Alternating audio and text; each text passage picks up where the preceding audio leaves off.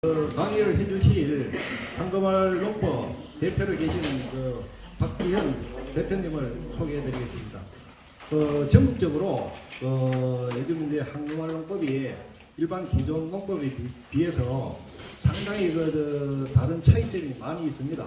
저도 농업기술센터에서 33년간 근무하고 일반 이제 농법을 알고 있던 거를 제가 이제 지난해 이제 가을에 직접 은천 하을에 가서 이 교육을 듣고 그다음에 이제 유튜브를 따 보니까 이 기존 이제 이 농법하고는 좀 차이가 많고 제가 봐서 신빙성이 더 있습니다. 그래서 지금 이제 전국적으로 이 포도뿐만 아니고 사과, 그다음에 뭐 고추, 마늘, 양파 하여간 여러 품목에서 이 한금알 농법을 적용을 하면 농법을 교육을 전국적으로 하여간 남해에서 강화도까지 강원도까지 가신다고 얘기를 합니다.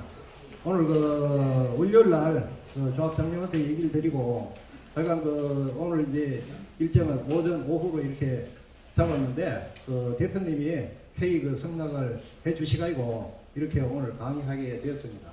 하여간 큰 박수로 환영해 주십시오.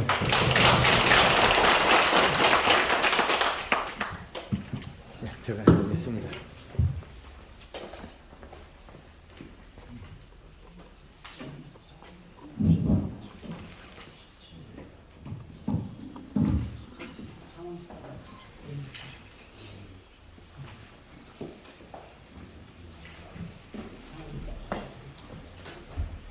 네, 반갑습니다. 한금알 농법 대표 박기입니다. 반갑습니다.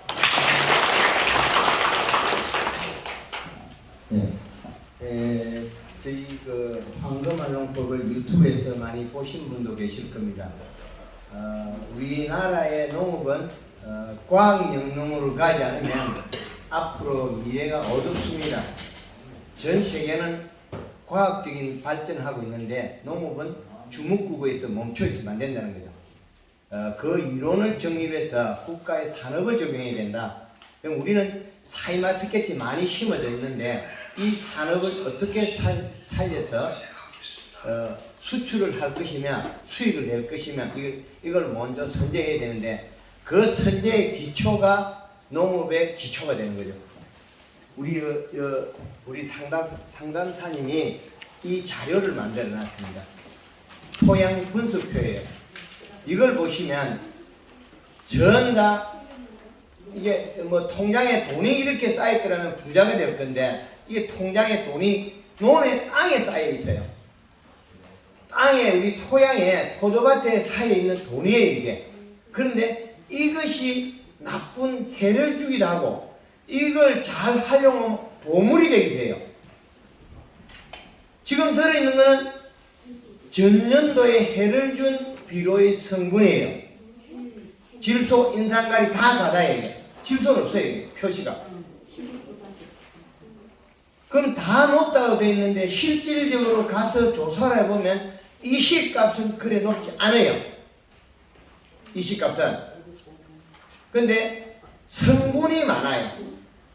우리 농업을 하는 농사의 기준은 비빔밥에 해당하는 토양 조건을 가지고 있어야 된다.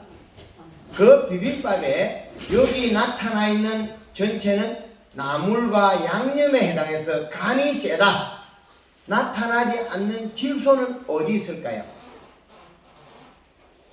우리가 주는 질소, 암모니아 대질소는 토양에서 결합하는 순간에 30%가 없어져요. 포도밭에 퇴비를 주면 20일 다시 복합비를 주면 농사가 망합니다. 퇴비 속에 인산가리가 많기 때문에 그래요. 그럼 우리는 농사가 안 되는 첫째 조건이 맞춰지는 거예요. 그래서 토양 재배 조건을 제일 잘 맞춰야 되는데 토양 분석이 제일 먼저 필요하다 이게. 요거를 갖춰놓고 나면 우리가 뭘 줘야 되는데 여기에 다 높은데 이거 뭐 줘야 되겠습니까? 1년 내에 요소비를 주고 생각해 보겠다. 그 다음에 요소비를 주다가 믿을 수 없으면 한 8월, 7월, 요번에 7월달까지 가도 아무 생이 없어요. 여성주도. 그럼 7월달 가서 가을에 익을 걸 걱정해서 7월 중순에 토양을 흙을 떠다가 기술센터 다시 분석해서 그 수치가 되느냐 안 되느냐 좀 보면 되겠죠. 요소 중단고 당도가 떨어지는 게 절대 아닙니다. 이렇게 많은 양념과 나물이 있다. 간이 배있다. 그러면 비빔밥에 밥만 더해주면 아주 맛있는 비빔밥이다. 그렇게 보면 시작을 이렇게 하겠습니다. 이거는 우리 모선홍협에 우리 방금 사회하신 우리 상담상이 잠깐 일어나. 우리 같이 뒤로 돌고 박수 한번 치주시죠. 정말 훌륭한 분입니다. 데이터 자료를 어마어마하게 많이 가지고 있어요. 전체의 데이터 자료를 다 가지고 있습니다. 이 자료에 처방만 하면 우리는 엄청난 자산을 늘릴 수 있다는 거죠. 포도가 이파리 석장만 해도 1kg를 따내는데 한 덩굴에 이파리 12장이면 4kg도 생산할 수 있다는 거죠. 근데 잎이 일을 할 건데 뭐 때문에 일을 잘 못하냐? 요구 때문이에요. 갈이 가다가 돼서 얘가 일을 안 해서 일어났다, 장애가. 그렇게 보면 되겠습니다. 칠판 한번 써보겠습니다, 이제.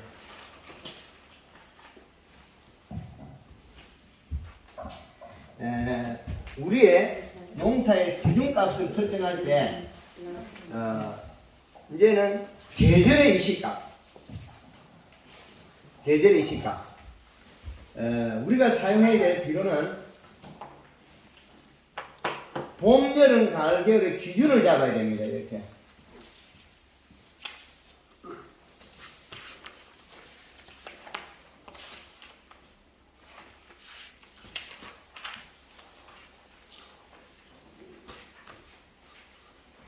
이게 뭐냐면 1년 365일 여기에서 비료값이 제각각 다릅니다.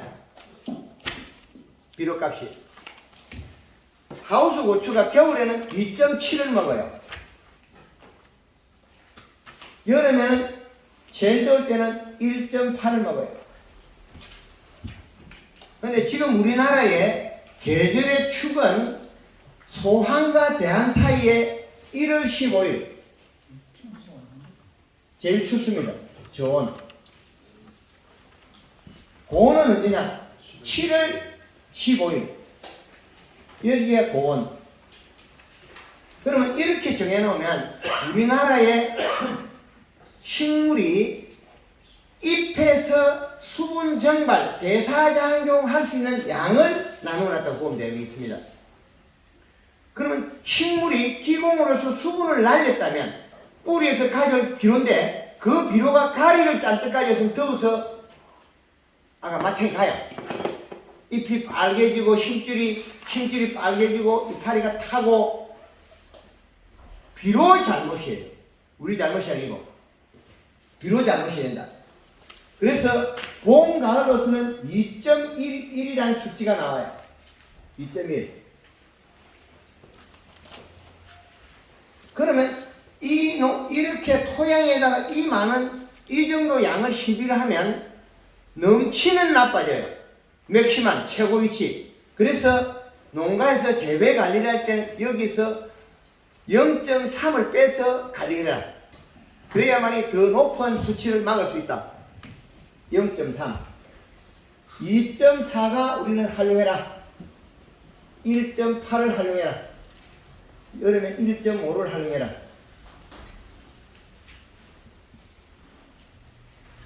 이렇게 세밀하게 만드는 이 시값을.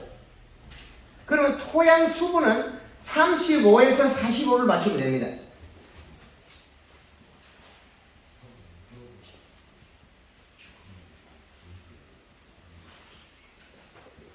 (35에서 45%) 그럼 포도는 불을 빼기 때문에 제각각 달라요. 이 기준은 어디에서도 쓸 수 있는 사계절 이시값의 표와 함수량입니다. 그럼 이 표를 응용해서 우리나라의 농업의 기초 이론으로 활용해 쓰라는 거예요. 계절에 맞는 이시값. 근데 이 이식값이 나왔더라도 잎을 보고 뭐를 먹었는지 진단해 줘야 됩니다. 근데 이식값은 나오는데 식물은 엉망이라는 거예요. 잘못돼가지고 포도는 멀컹거리고 잎은 벌겋게 타준다. 그건 성분이 잘못된 거래요. 비료를 먹고 있는 성분이 잘못된 거래요. 그래서 그 기준을 맞춰야 된다. 자, 우리가 질소, 우리가 쓰는 요소, 암모니아태 비료입니다. 암모니아태 질소. 이거는 사용하면 시원해져요. 저온.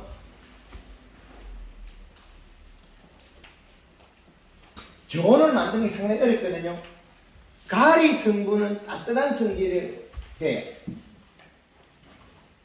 가리는 고온이 된다. 자, 우리가 가리가 이 표에서 칼륨이 많아서 일어나는 거예요. 퇴비를 주면 인산가리. 퇴비가 옛날에는 줄 게 없어가 그게 보양이, 지금은 보양이 넘쳐나가지고 약효를 받아요. 장애가 일어난다는 거예요. 김천에 사이마스켓 조성할 때 가수원에 너무 비료가 많으면 어떻게 하겠습니까? 포도가 말라 죽고 이러면 포도 하우스 안 지고 뜯어내버리면 돈 얼마나 경제적인 손실이에요.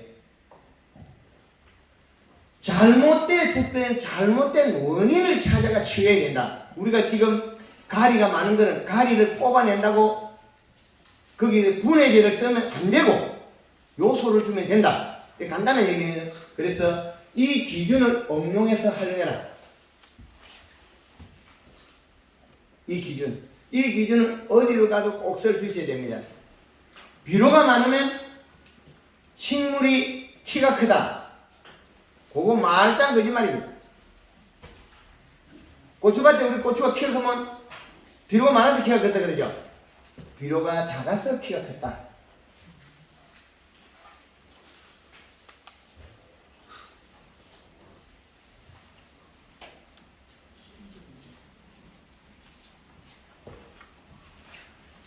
이 그래프를 그린 거는, 표를 그린 거는, 식물이 성장을 하면 키가 큽니다. 이렇게. 그럼 키가 바로 작아져요. 비료가 늘어나면. 비료를 사용을 늘리면 5.0까지 올려버리면 식물이 자라다가 멈춰요. 멈춤이 일어나요. 사망도 일어나요. 죽어요. 그러면 날짜에서 성장을 하겠죠. 날짜에서 이제 성장을 해 나가는데 비료값을 늘리니까 식물이 자라다가 적게 자라다가 결국에는 멈춰 움직이지 않아요. 키가 안 자라요. 그 다음에 죽어요.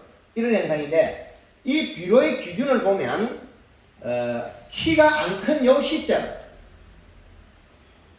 비료량과 키가 제일 많이 큰 요 시점 비료량을 키가 적당히 크면서 열매가 다닥다닥 여는 거, 이 두 세 분류를 보면 여름의 기준에서는 요게 1.5죠. 1.8이잖아요.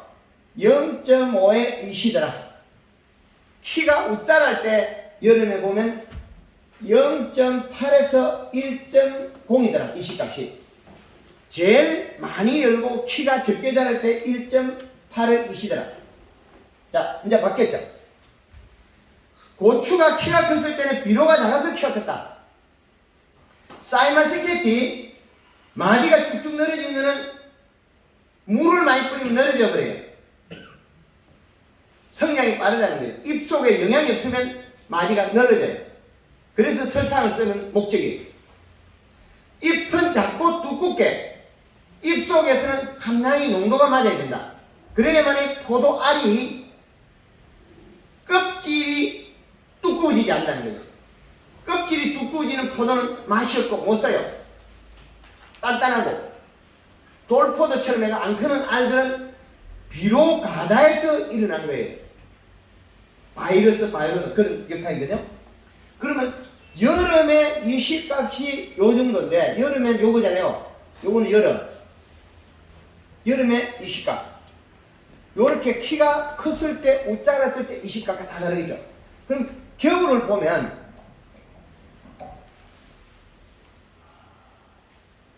겨울에 보면 0.8의 이시와 키가 컸을 때 1.5의 이시와 안정화됐을 때 2.7이라 이시값이 다르죠. 하우스 고추는 겨울에 일조량이 부족하고 잎에서 수분이 적게 정산되기 때문에 비료를 짧은 시간에 고농도를 가져가야 돼. 농도를 높게 가져가야 돼.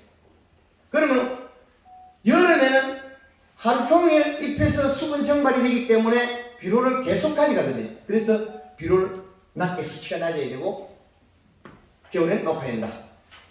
그 네덜란드에서 기술을 배우면 어중중하게 이렇게 배워요. 우리나라 4월달 날씨에서 우리나라 10월 말 정도 날씨 이렇게 온도밖에 안 돼요.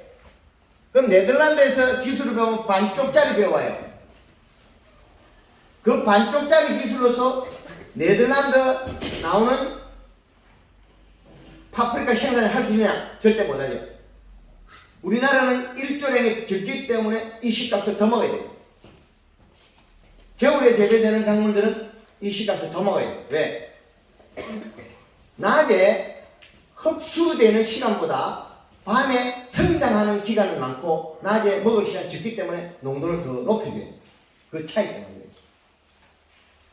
그래서 한국의 기술력은 전 세계화할 수 있다. 왜 그러냐면 우리는 여름에 35도를 넘어가는 거야. 겨울에 마이너스 20도가 나온대. 온도가 50도, 60도 차이가 편차가 있다는 거야.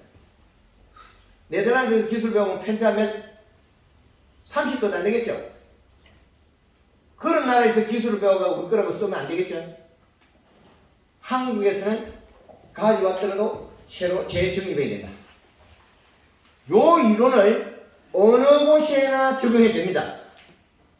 우리 지도자님 확실히 요거 딱 사진 다 찍어놔 있어요. 네덜란드 그 배워갖고 요 반쪽짜리 요거 가고 쓰면 절대 안 됩니다. 요것도 남아있거든요. 왜?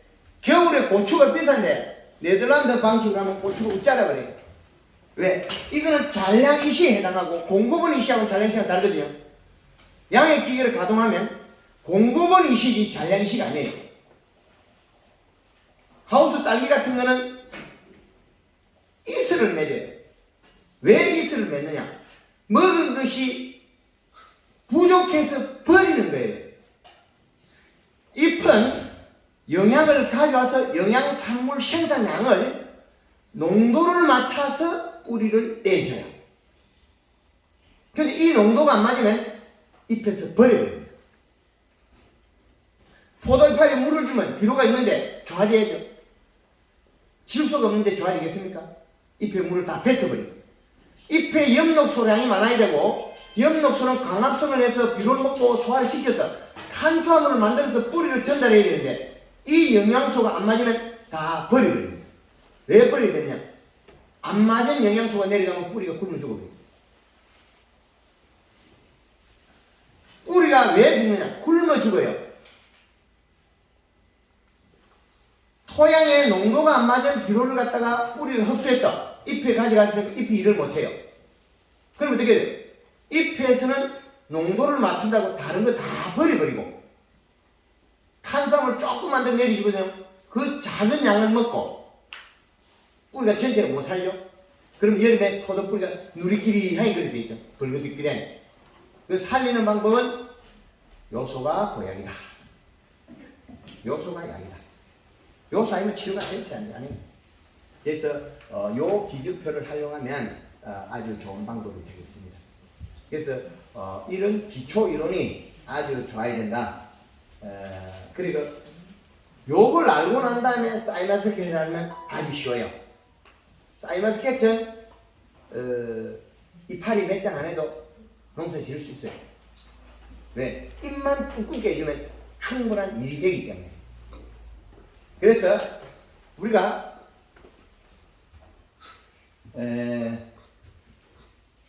봄에 목매 12 요거는 체내 저장 양분을 만들어낸다.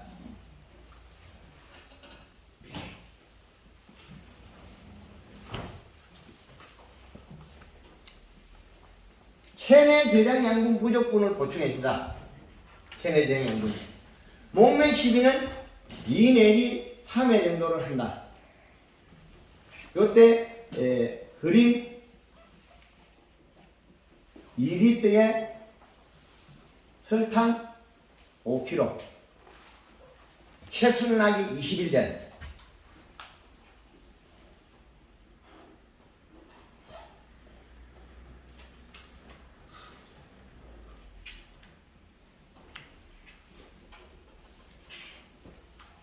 채순바라 21일 전. 여기가 그 체내 저장 양분을 확보하는 차원입니다. 그게 봄순이 나올 때 에너지를 많이 가지고 창년도에 체내 저장 양분을 확보하는 이런 단풍을 들인 게 요 목적이 있습니다. 그리고 봄에 이제 초기 연면 시기는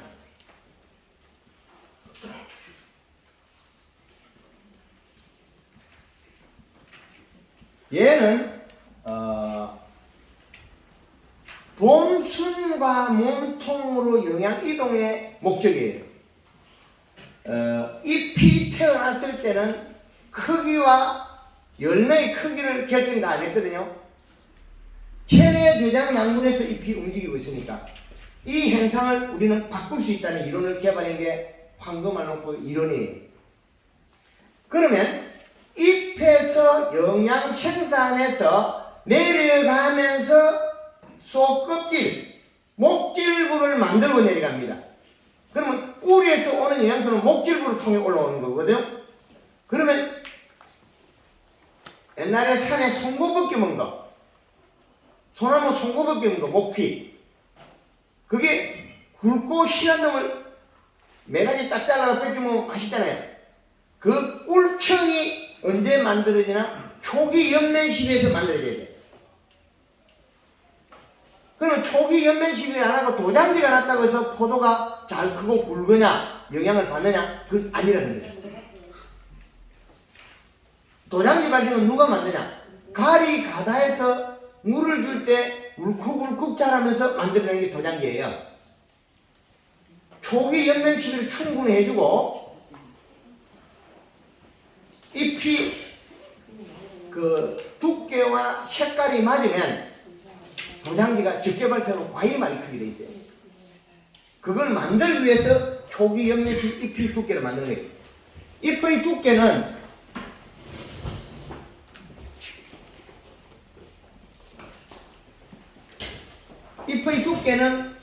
뿌리로 가는 영양량에 해당한다. 잎의 두께는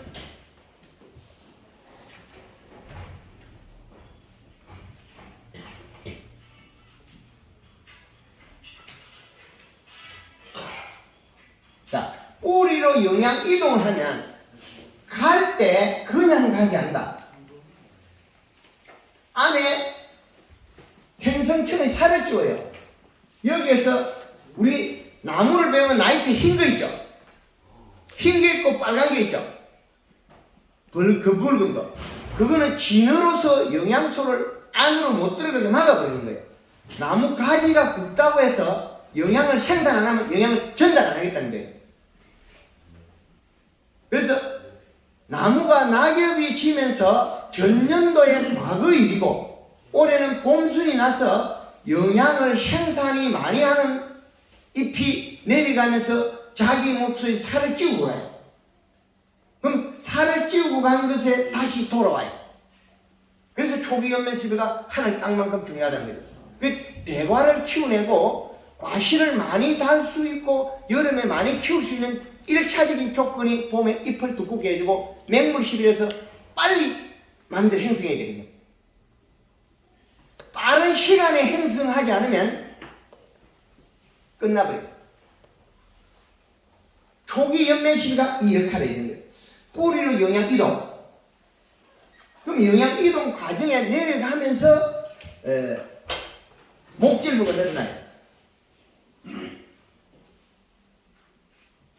목질부 양이 늘어나요.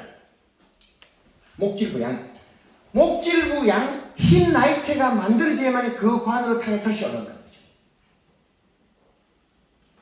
그래서 목질부 양을 늘려줘야 돼요. 그 짧은 시간에.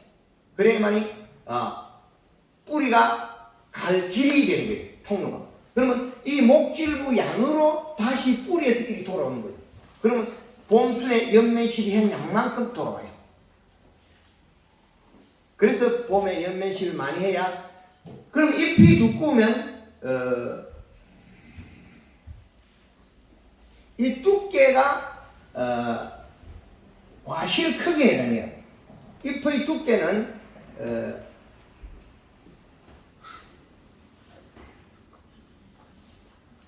과실 크기를 형성해요. 잎이 두꺼울 때만이 과실 크기가 같이 따라가는데 잎 두께가 얇아버리면 이건 형성이 또 안 일어난다. 왜? 서로 왔다리 갔다리 하면서 영양을 많이 먹어야 거기에 생겨있던 과일도 영양을 공급 많이 받아서 세포량이 늘어날 건데 그게 안 늘어난다는 거예요. 그래서 초기 연면시비가 이런 형태의 룰이 갖춰지는 거죠. 그래서 맹물 시비를 했을 때는 바이러스가 나올 수 있다는 거예요. 그건 왜 생기느냐? 잎이 화진이 오거나 잘못될 때는 날이 이제 더워지면 잎이 실줄이 폭발이 이렇게 땡겨 들어가요. 살짝 땡겨 들어가면 펴나요. 그러면 이 포도 가운에서는 이미 덩쿨이 우리가 한 3, 40 넘게 나가가지고 50cm 나갈 때 이파리가 정상적으로 펴지가 쫙 나가야 되는데 순이 빨갛게 해가지고 실줄이 땡겨 들어가는 게 있어요. 그것들은 가리 가다에서 고온 장애를 입고 있어요. 그래서 잎의 함수량을 늘려줘도 풀리긴 풀려요. 그러나 토양에서 있는 가리양은 어쩔 수 없겠죠. 그래서 연면시비 영양을 주면서 물을 뿌려주면 잎은 자기 영양이 충분하기 때문에 정상적으로 자라요. 그래서 봄에 맹물시비는 아주 중요합니다.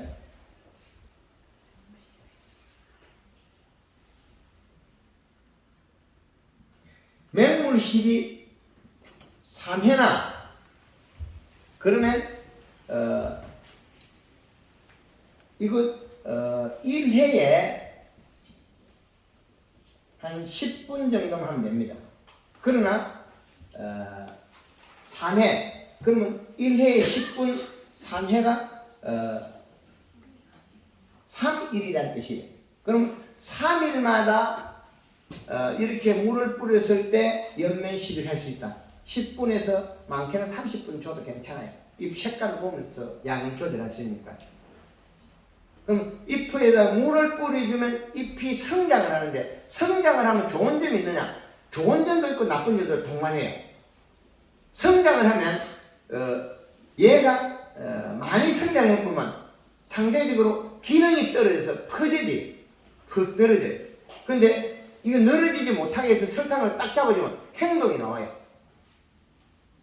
동종 같은 행제가 아니라 생각하고 잎의 개수가 많아도 잎을 오므리 주더라는 거죠.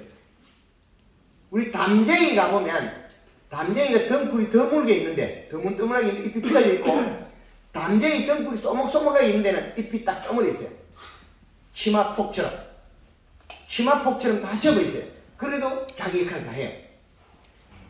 그럼 포도도 역시 마찬가지로 덩굴 개수를 늘리면 포도가 안 되느냐? 그렇지 않습니다. 포도 덩굴과 덩굴 간격을 13cm까지 줄여도 괜찮다는 거예요. 덩굴과 덩굴 13cm 줄여도 연면시비에 설탕을 쓰면 잎이 오므려서 그 양에서 가등에 차지됐다는 거예요.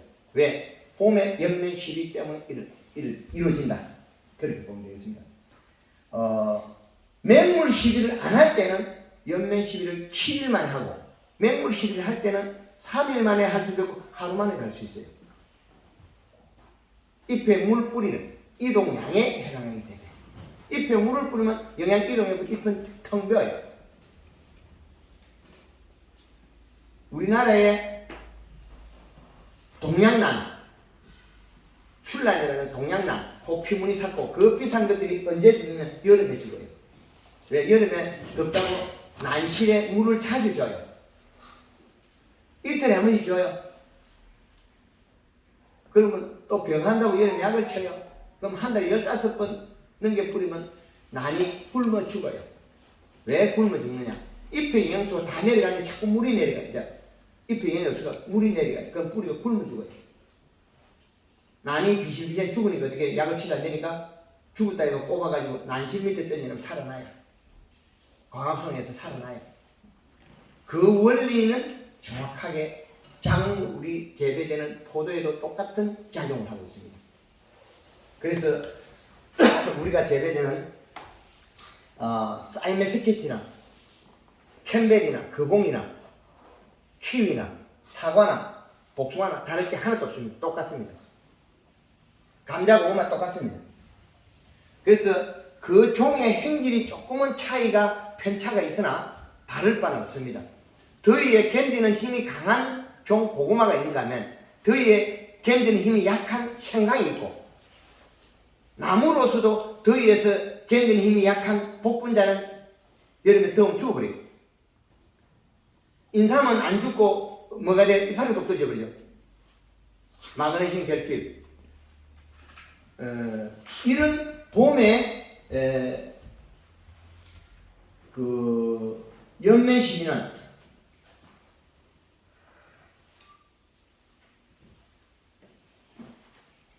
칠일, 그 맹물 시기를 3일 하면 1회를 할 수 있다.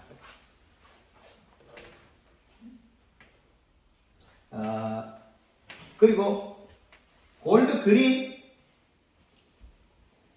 1.5리터에 물 500기준입니다. 설탕 3kg. 봄에 가리도 일찍 이어주면 좋습니다. 꽂는 분은 일찍 땡겨야 되기 때문에. 가리도 1에서 한 2kg 정도로 혼용해야 됩니다. 요놈을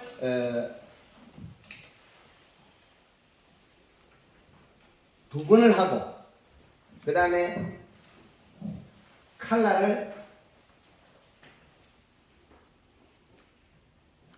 1.5리터에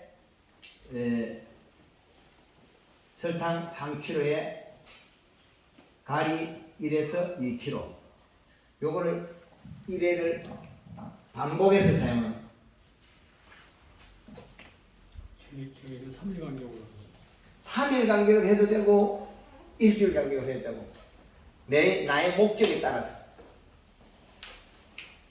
알을 크고 더 단단하게 해서 잎을 쫙 오므리 가지고 덩쿨을 많이 집어넣으려고 하면 3일이 좋겠죠. 덩쿨 개수를 더 많이 뒀을 때 우리가 결과 가지를 많이 뒀을 때 힘을 많이 길러주면 많이 달고도 다 익혀낼 수 있고,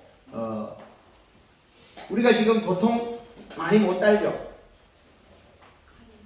우리 한 덩쿨에 4송이 다는 사람, 1kg 4송이 다는 사람 나오시죠. 잠깐 사례볼표 잠깐 듣고 한번 해보겠습니다. 1kg 4송이 달아도 익혀내는 우리 농가가 있습니다. 상주에도. 이쪽에 여기 와야 화면에 잘 나옵니다. 네. 안녕하세요. 좀 더 들어가야 화면에 다 들어갈 겁니다. 저 외서 본강의 송경식입니다. 반갑습니다. 예, 저는 밭이 2개고요. 하나는 1200평, 하나는 1600평. 예, 작년에 진짜 잎 10장 갖고 4kg 달았어요.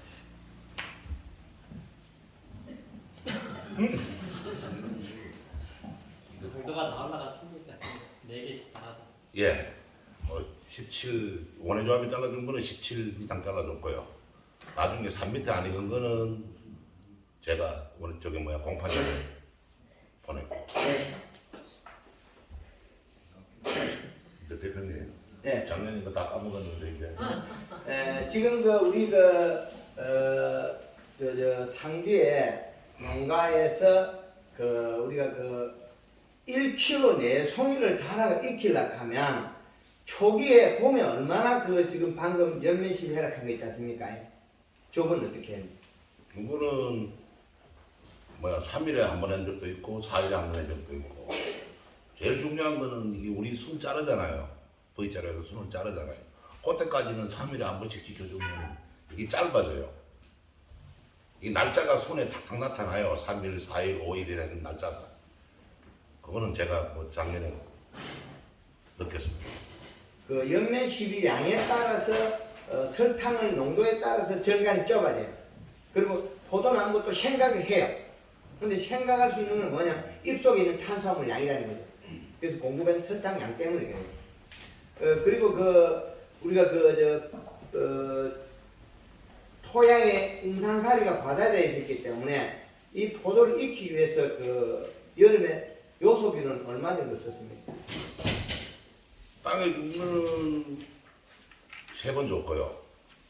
그러니까 2차 지배린 하고 한 번 주고 그 다음에 7월달에 한 번 주고 100평당 한 반포씩 주고 그 다음에 8월 17일 날은 100평당 한 포씩 주고요.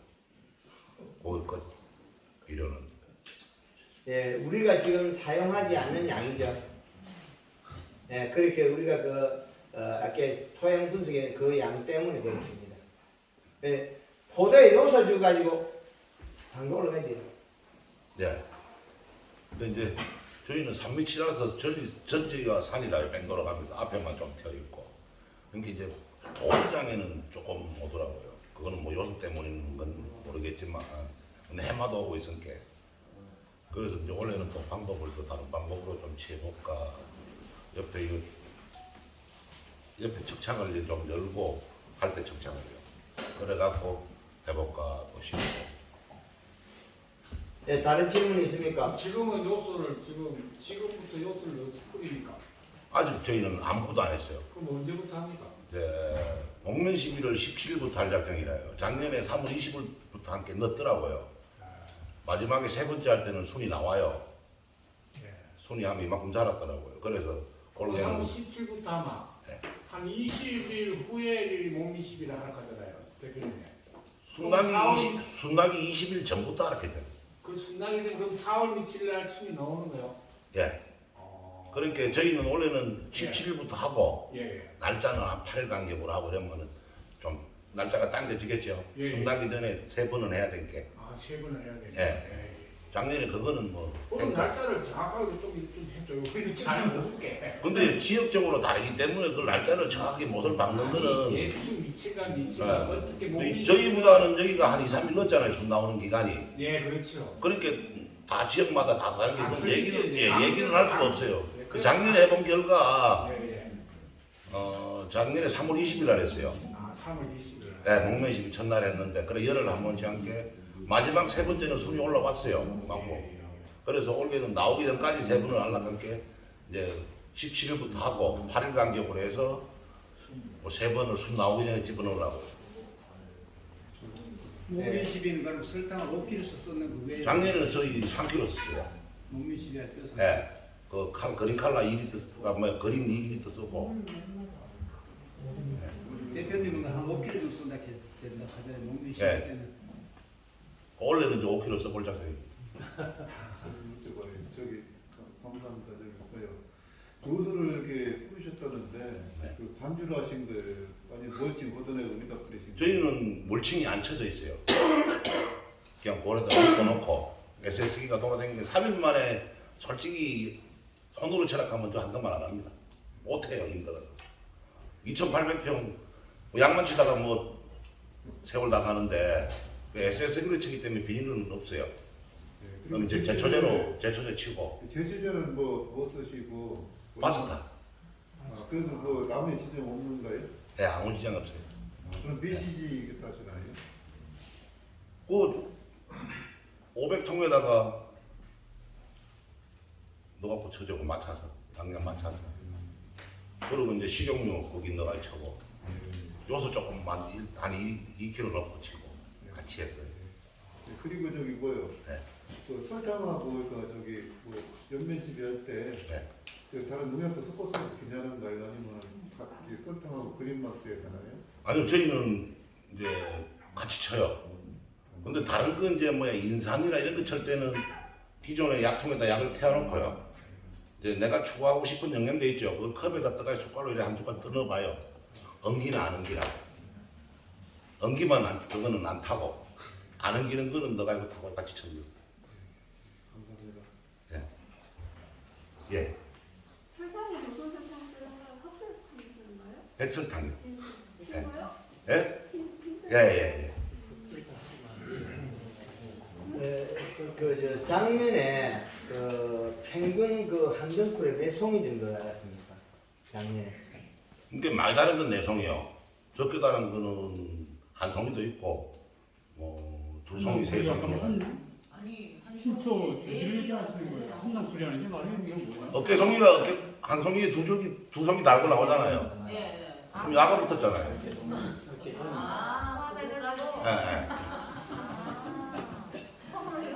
절대 한 송이에 네 송이, 네 가지는 안 물고 나오거든요. 두 가지만 물고 나와요. 그리고 마지막에 전화번호 좀 알려주시면. 네. 순서 좀 알고 싶은데. 예? 가보게, 가보게. 순서.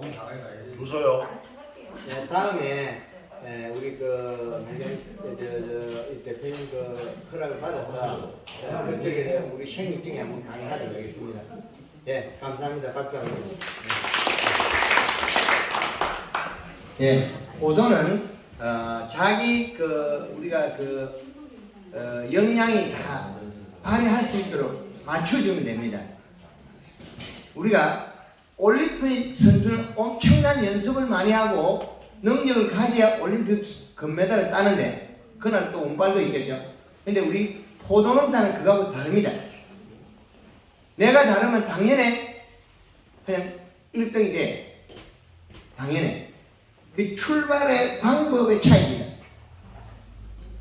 우리가 포도가 껍질이 두꺼워지는 것들은 거의 대다수 비료 과다나 우리가 토양으로 함부로 쓰지 말아야 될 관비를 써서 일어난 일들이 많아요. 관비. 저도 말통을 팔아먹지만은 김천에 가보면 포도하우스가 말통들이 많아요.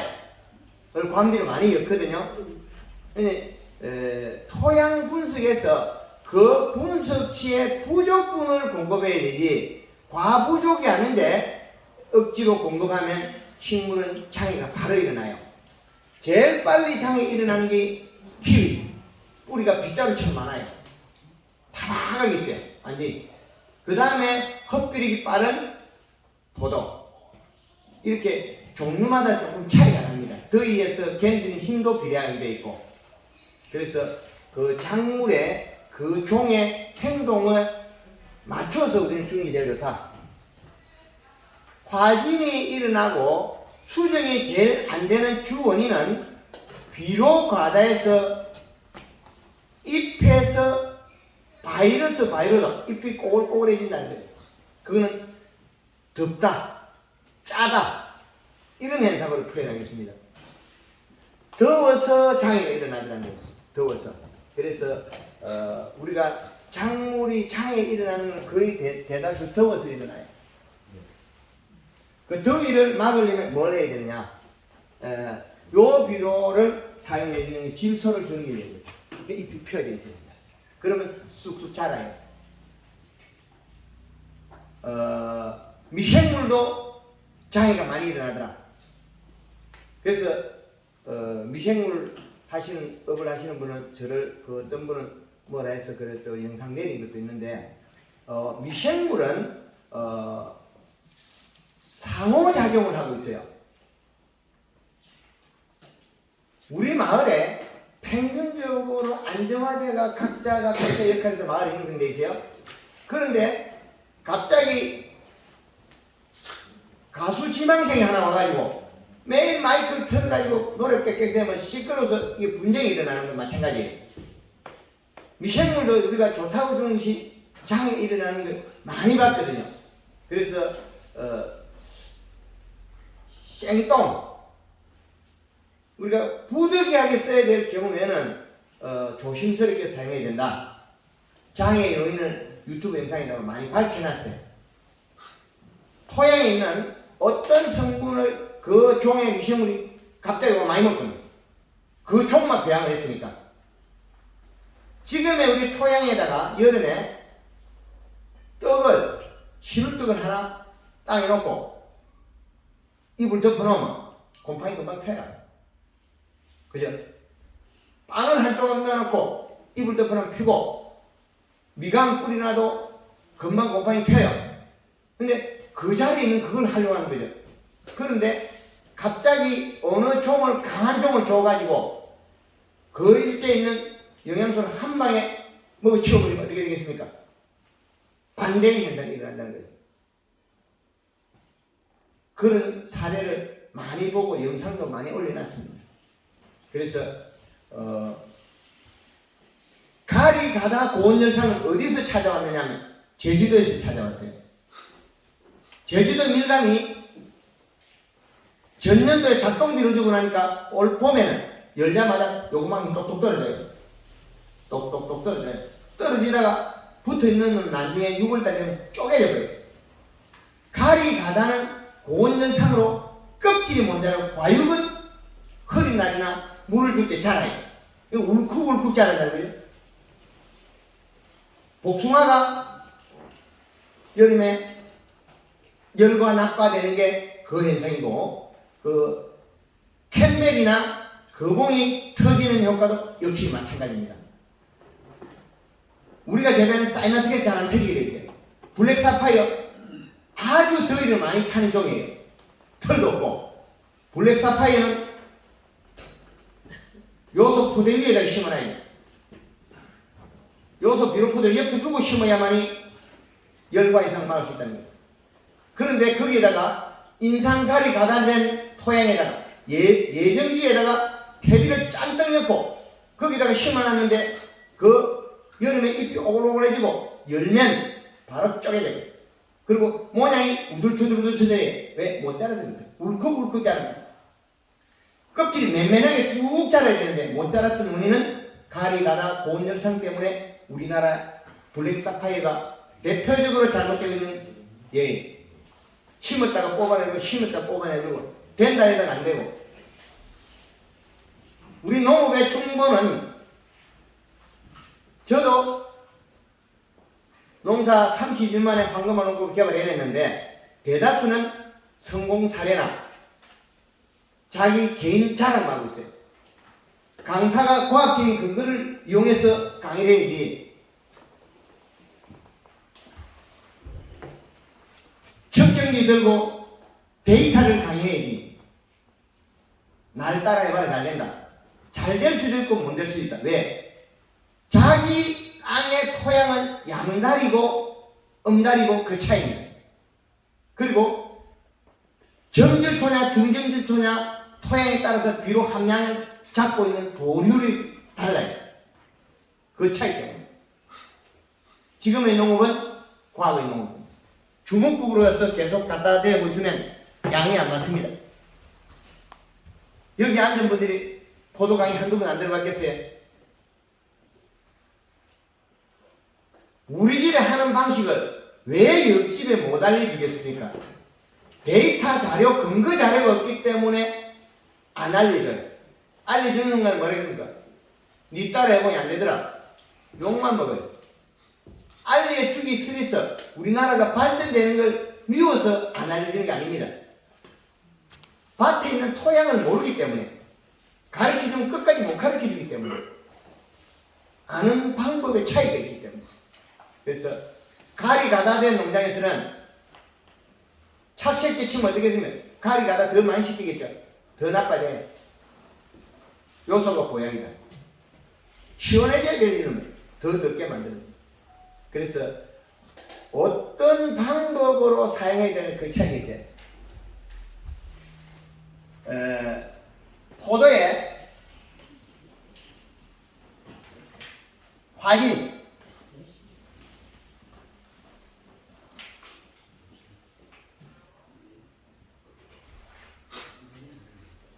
불량 껍질 두꺼운 거.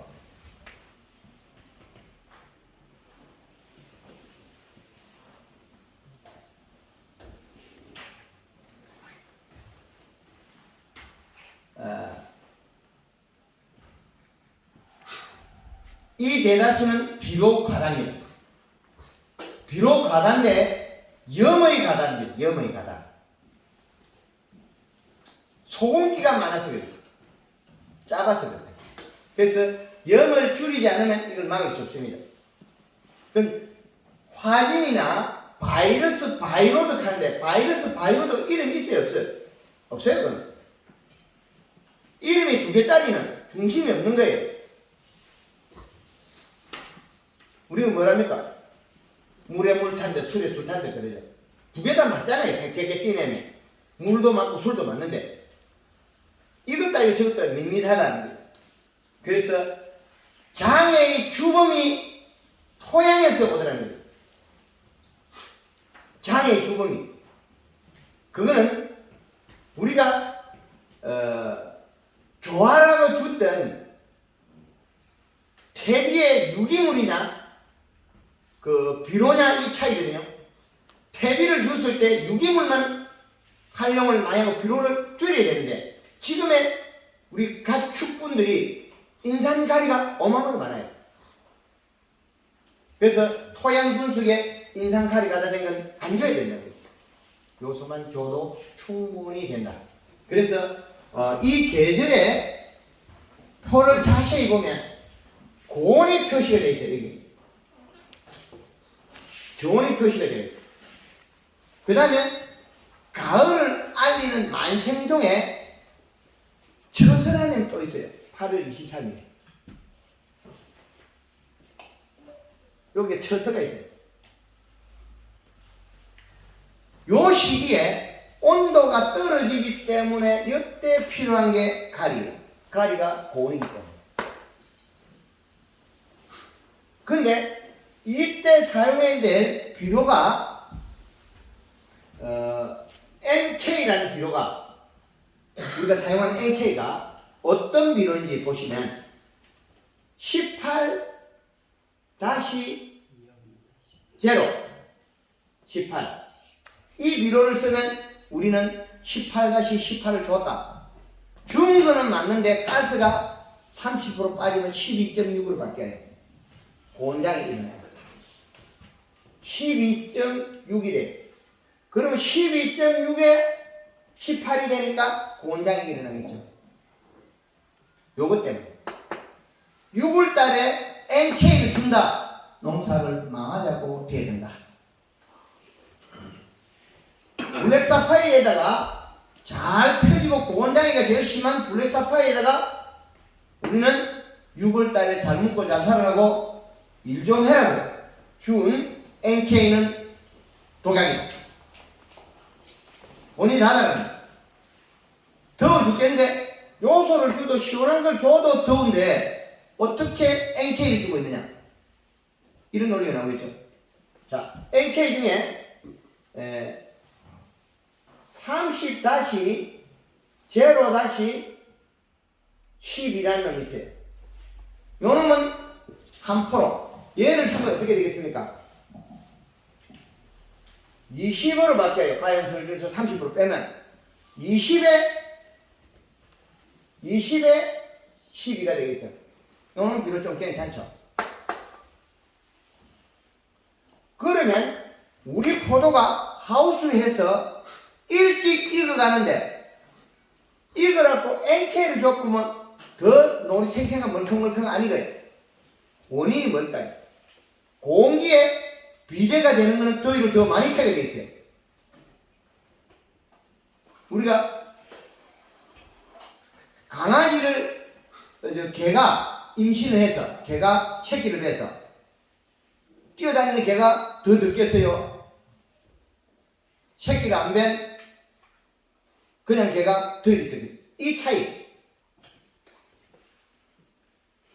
우리가 아기를 가진 산모가 산딸이 다 되는데 더위 더 많이 타겠죠?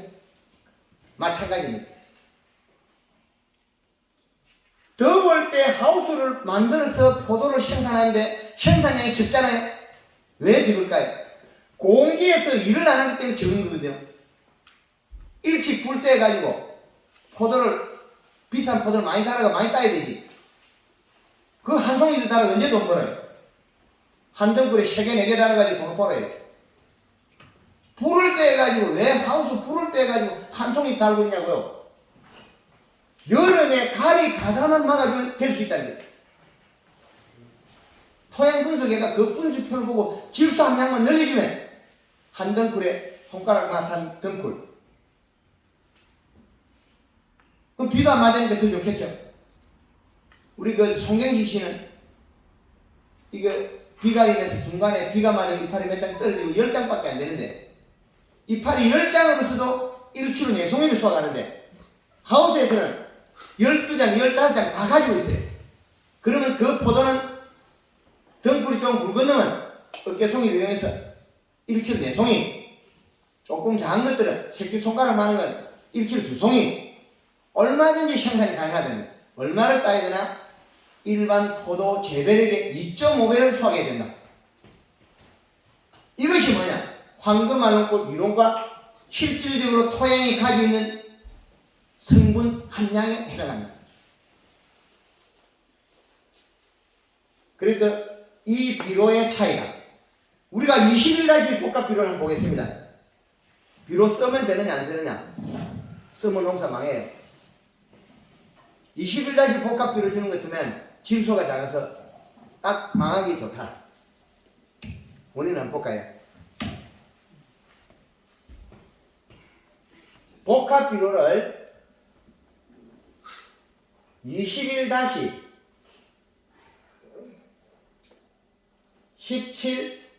17 이 비료를 줬다. 20일까지 17 줬으니까 질소가 많다. 고추밭에 줬다. 고추가 안 돼요. 더위 타서. 21이라는 놈은 30으로 빼면 14.7이에요.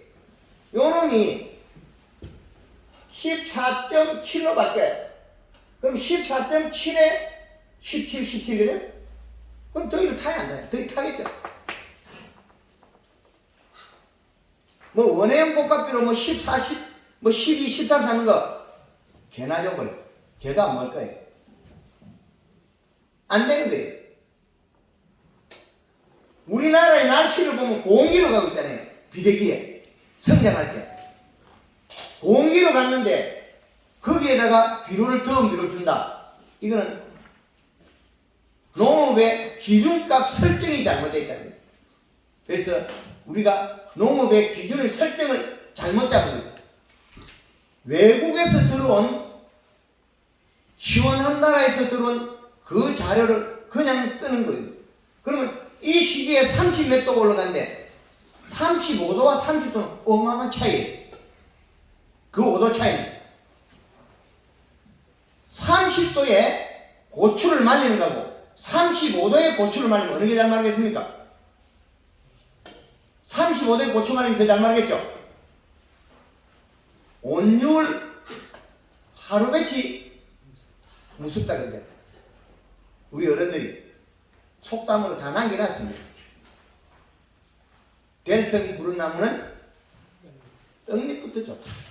그럼 떡잎의 중요성을 끝까지 가져가는 거와 여름에 공기에 장애를 좋은 점과 나쁜 점을 그렇게 세세히 우리 어른들은 속담으로 남겨놨습니다. 그걸 잘 응용해서 해석해야 됩니다. 21-비료는 별로 안 좋은 비료다. 퇴비를 줄 때는 이건 안 되겠죠? 퇴비 속 인산가리가 많아요. 그러면 어떤 비료가 좋은 비료냐? 그나마 30-가 나와 있어요. 30-8에 10에 8이라는 게 나와 있어요. 얘는 93대 10에 8. 이거는 가스가 빠지면 얼마 되겠습니까? 20이라는 숫자가 나오겠죠. 20에 10에 8. 이거는 밑비료, 복합비료 써도 괜찮아요. 더위를 좀 적게 타는 비료죠. 그런데 비료의 선택을 잘못하는 순간에 우리는 작물이 우리가 원하는 대로 안 자라고 멈춰요. 그래서 포도가 샤인마스카ット보면은 잎이 꼬글거리가 바이러스가 문제되다가 6월달 좀 따뜻해지니까 안 자라는 거죠. 안 자랐던 건 가리 가답니다. 6월달에 더워가지고 있다가 블랙 사파이어는 익을 때 되면 다 터져버려요. 그래서 그런 거를 방지하기 위한 거는 비료의 선택과 우리는 연면 시비로서 생육을 풀어줘야 된다. 그게 아주 중요합니다. 그래서 우리가 비료 써야 될 비료를 아주 잘 선택하셔야 됩니다. 그래서 처서경에는 온도가 내려간다는 뜻이에요. 이때부터는 저온이 혼재가요. 그래서 저온기가 들어가면 우리가 뭐에 필요하냐? 따뜻한 성분의 가리가 들어가야 됩니다. 양달에 농사를 하시는 분들은 양달에 비가 많이 오는 해 감이 굵고 좋아요. 과일이. 음달에 하시는 분들은 가물어 해야 품질이 좋아요. 가물면 음달에는 온도가 낮고 습도가 높기 때문에 그런 현상이 있어요. 음달과 양달. 그래서 음달에는 비료의 사용 방법이 양달과는 조금 달라야 돼요.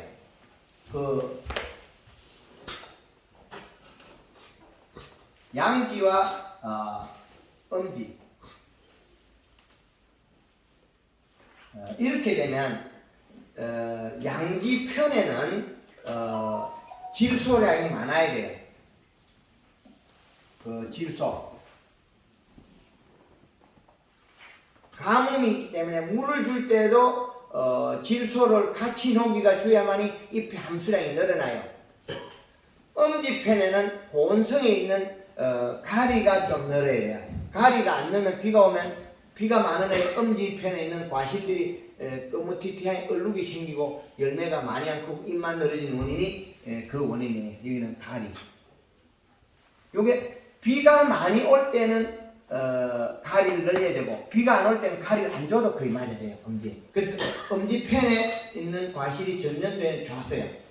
양지편에 있는 과일들이 껍질이 딱딱하고 안 컸던 원인이 가리 가다 때문에 그런 거예요. 가리 가다 고온으로 해서 생육이 멈춰 있어서 일어납니다. 그렇게 보시면 되겠습니다.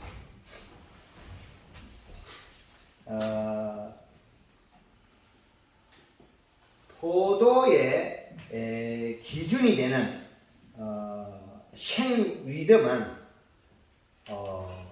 열매가 성숙하게 계속 커가야 되거든요. 커가다가 멈추는 한계치는 누가 결정하냐면 잎이 결정하거든요. 잎이 결정한 주범은 질소 부족에서 결정해요. 탄수화물 생산 못했기 때문에 뿌리를 영향을 안 내릴 수 있는 거거든. 뿌리로 영향을 내리지 않으면 뿌리는 일을 안 하는 거죠. 굶어서. 근데 잎의 엽록소량을 늘리려면 질소량이 충분해야 되고 질소가 있으면 광합성을 해서 하겠죠. 이런 원리다. 설탕은 언제까지 쓸 거냐?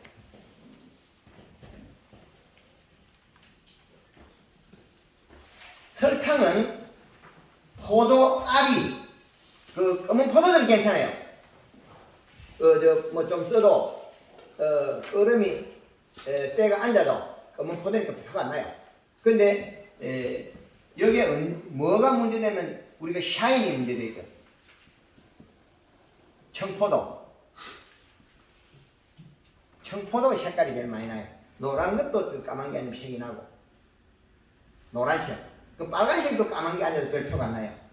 빨간데 까만 게 좀 앉아도 색이 빨간색이 진하게 나오지 그게 까맣게 잡티로 안 나온다는 거예요. 노란색하고 백색이나 청색,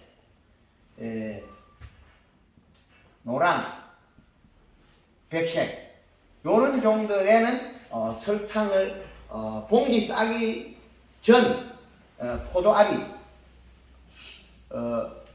수정 후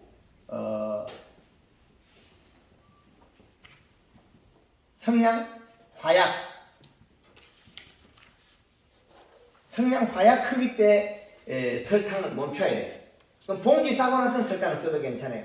봉지가 설탕에 곰팡이가 피어서 그렇지 그건 이상이 없다는 거죠. 이제 이해되겠습니까? 그럼 복숭아에도 역시 마찬가지로 복숭아 알이 우리 도토리만 할 때 그 이후에는 털복숭아는 멈춰야 돼요. 꽹지리 같은 건 괜찮아요. 천도개는. 근데 설탕은 알이 크면 맺혀서 그 설탕 자체에서 까만 곰팡이가 펴요. 빵에 피는 곰팡이이기 때문에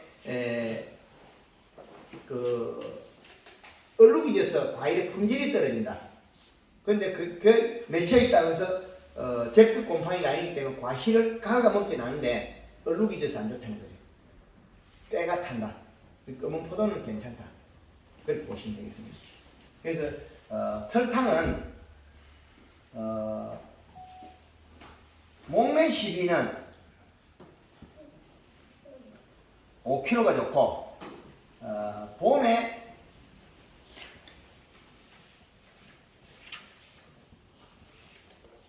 3kg가 좋고 그다음 여름에는 키로를 조금 낮춰도 돼요.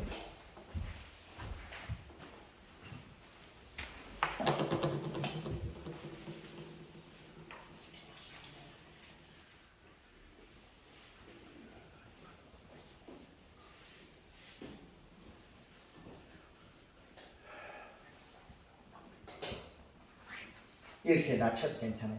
근데 목적을 내가 여기서 부여를 시키면 돼요. 우리 포도가 당도가 없고 문제가 발생했는데 질소량을 늘렸을 때 그때는 3kg 올려야 돼요.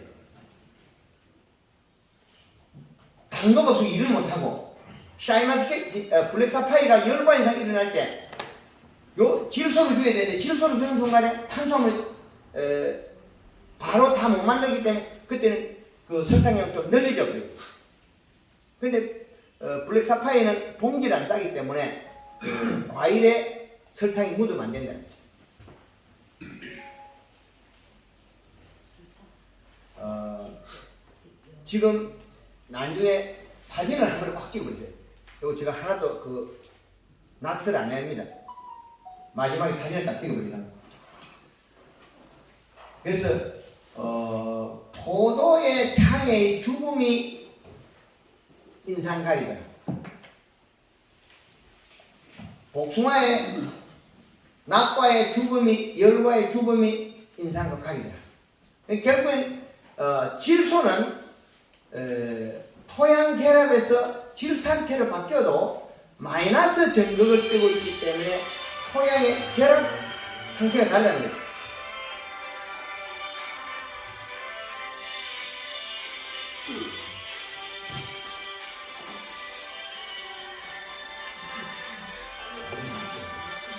전화기가 오늘따라 또 말로 안 들어.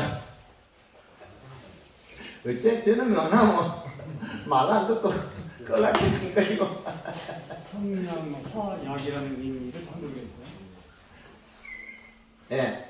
하여튼 지금 우리가 재배되는 이 작물을 어떻게 우리 편을 만들 거냐 아주 중요하거든요. 그래서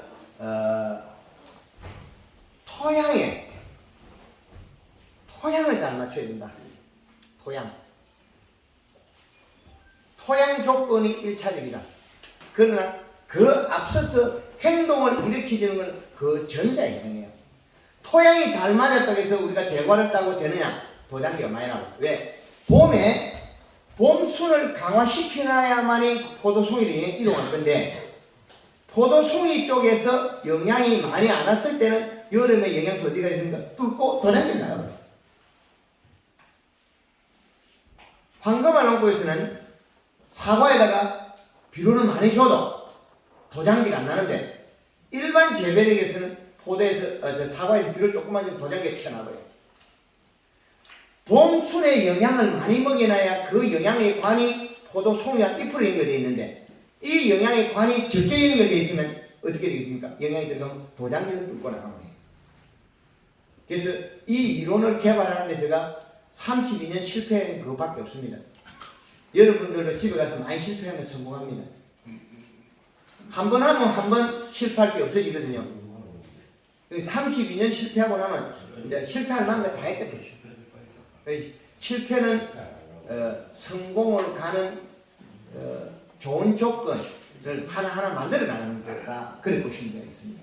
그래서 세상은 누가 만들어요? 괴짜가 만들어요. 괴짜가. 근데 진짜들은 별로 따라만. 하여튼 이런 현상들에서 일어나는 일을 우리 적응 잘해야 된다. 그래서 이 방송이 나가면 유튜브에 나가면 혹시라도 블랙 사파이어 하는 분들이 또 볼 수도 있거든요.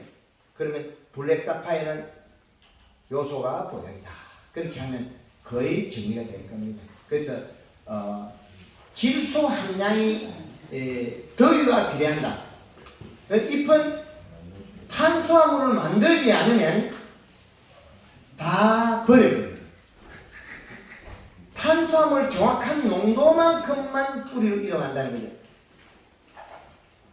그래서 우리가 농사를 잘 짓고자 했던 게 안 된 주 원인은 잎의 두께와 잎의 색깔에 해당한다는 거죠. 그 잎이 펴져 있어야 되고 오물이 있다는 것은 색깔이 빨개진다는 것은 대다수는 간이 크다는 거죠. 그걸 풀어줘야 돼요. 풀어줘야만이 생산량에 비례한다. 그래서 우리가 지금 우리 포도가 외국에 나가서 돈을 벌어와야 되는데 외국에서 좋아하는 1차 조건이 뭘까요? 알이 커야 되면 크게 만들어야 돼요. 크게 만들면 조기 연면십에 해당하고 크게 만들면 연면십을 하면 설탕이 들어가서 잎은 두꺼워지고 잎은 적게 만들고 절간을 좁혀서 할 수 있다. 근데 이 방법을 잘못하고 맹물만 뿌려버리면 어떻게 해요? 절간이 늘어지고 잎이 중복돼서 포개져요. 그럼 햇볕을 제대로 활용을 못한다는 거예요. 그런 부분이 아주 중요하다. 이제 12시가 다 됐는데 질문 받도록 하겠습니다. 예. 홍철은 냉해면이 예. 홍철 냉해 뿌리 서리 때에 네. 그걸 맞추면서 꼭 생각하더라고요. 그때 이제 냉해를 수분하면 포도나무 냉해에 오면 냉해 피해를 어떻게 방지할 수 있겠는가를. 봄에 봄 냉해는 이 조건에 목매십이라도 물을 주지 마세요. 온도 좀 춥게 가야 돼요. 그 가원이 있는 자리가 따뜻한 자리에 있기 때문에 물을 굶기고 좀 눈이 늦게 나서 만들어요. 인위적으로 도와줘서 알이 나오게 했으면 저 중간층을 막아서 물을 떼서 관리해야 돼요. 더 올릴 거냐 내릴 거냐 두 가지 선택해야 돼요. 예, 그렇다. 성냥 화약이라고 이게 한자인가요? 성냥으로 성냥 대가리 성냥 캐는 게 성냥 화약 붙어 있잖아. 알갱이 성냥 캘 때 화약이 붙어 있잖아요. 예. 그 크기일 때 크기. 그 크기일 때 설탕을 사용하지 마라. 하지 말아야 돼요. 그렇죠. 그리고 봉지 싸고 나면 해라. 사이마스 때 노란 포도 이런 거 있잖아요. 노란 포도, 백실포도. 예. 자, 아까 연면십이 얘기하실 때 복숭아는 도토리만 할 때는 쓰지 말라고 하셨거든요. 설탕 뭉쳐요. 그럼 그때는 내려가면 이제 한 500g 정도는 지금 500g이나 1.5kg 가능한 거예요? 500g. 그러니까. 털에 설탕이 배기면 안 돼. 털에 설탕. 예. 식용유하고 호흡을 사용하는 방법에 대해서 좀 알려주세요. 목매십이나 유막 코팅. 이제 우리가 목매십에 여기에다가 식용유 5리터, 퐁퐁 한 3리터 이렇게 해도 괜찮아요. 근데 종에 따라서는 식용유 10리터까지 쓸 때요. 그럼 이렇게 쓰면 목매 시비 때 같이 이어가 써버리면 벌레들이 죽고 균도 죽어요. 기르면 균과 충을 다 죽여요. 그리고 냄새로서는 기피하도록 하고. 그럼 그 포도 눈에 대해서 장애는 발생하죠. 목매 시비 때 눈이 안 나오기 때문에 관계없습니다. 네, 또 다른 분 질문. 식용유하고 콩콩은 물에 해석이 잘 됩니다. 초겨울에 주는 거죠? 봄에 주는 게 아니고. 자, 그거는 유막 코팅은 요 식용유를 18리터에 퐁퐁은 4리터. 이거는 12월 초에 5리터, 3리터 봄에 줘도 되니까 봄. 5리터 봄에 그건 설탕하고 같이 섞어도 괜찮습니다. 지금 할 때 되겠네. 넣지 않은 거는.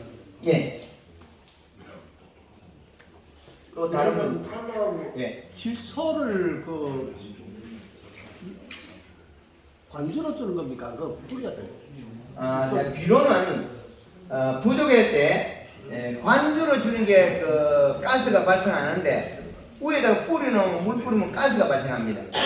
그래서 요소를 관주할 때 100평당 5kg까지 주면 우리가 비료 한 포는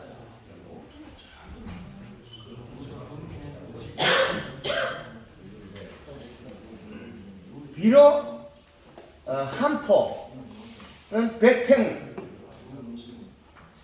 0.8의 이시가 올라가요.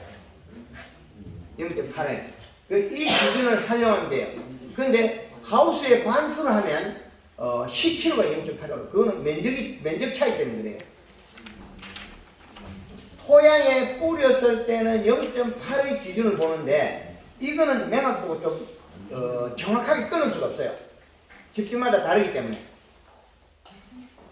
비료를 가지고 몇이냐고 함부로 나눌 수가 없어요. 전자의 전급 단위가 다르기 때문에. 복합 비료는 인산, 가리, 오토나 이런 다른 성분이 있으니까 걔네들은 이 시값이 정확하게 잘 나오는데 우리가 쓰는 암모니아 퇴질소 요소는 중성이에요. 토양 결합에서 가스가 30% 나간 상태에서 측정이 된다는 거죠. 그럼 양이 적겠죠. 그 마이너스 준 것도 둥둥 떠다니에요. 마음대로. 두 개가 달라요. 그런 차이가 있습니다. 그래서 비료는 차이가 많아요. 그래서 우리가 비료를 적게 먹어도 농사 잘 되는 것은 토양의 차이다. 우리가 토성, 점질토,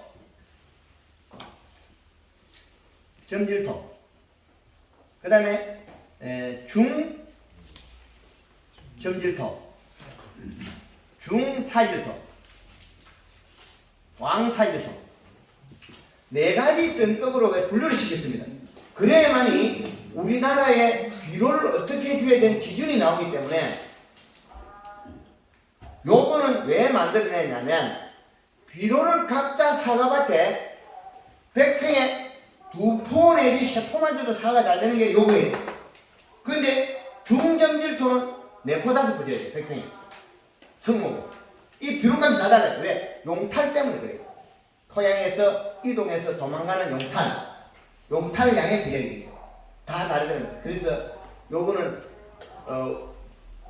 백령도 가서 이 풍남주의보 내려가지고 한 일주일 이상 9일까지 있다 나왔어요. 하루에 20만원씩 그 호텔비를 주고 거기서 우리나라에 적합한 방법을 어떻게 찾아내서 시용할 거냐 그때 찾아낸 방법을 요 방법을 개발해냈어요. 토양의 토성 등급을 나누지 않으면 비료량을 우리 밭의 12량을 결정을 못한다는 거죠. 그래서 우리 그 지도사님이 이거 토양에 밤마다 어느 정도의 등급을 나누어야만이 그 집의 비료량을 현장 지도할 때 차이가 납니다. 4가지 등급을 나누면 될 겁니다. 사질토 양달에 하우스가 양달에 뒷산이 받치고 있는데 거기는 질소량이 꾸준하게 들어가야 되는데 질소는 도망가 버리고 없고 비록 안 좋으면 이렇게 하면 안 된다는 거예요. 그 자주 줘야 되는 땅이 있고 또 바람이 많은 하우스라든지 골바람을 치는데 그런 데는 비가림도 비료를 더 먹습니다. 비료량이 달라요. 바람이 불고 적게 불고 용탈량에 따라 또 달라요. 그래서 그런 것도 일부는 감안해야 된다. 그렇게 말씀드리겠습니다. 하여튼 황금알농법의 그 유튜브 자료들이 많이 있으니까 그 자료를 활용해서 더 보시면 충분하게 들을 겁니다. 강의를 여기서 마치도록 하겠습니다. 네, 감사합니다.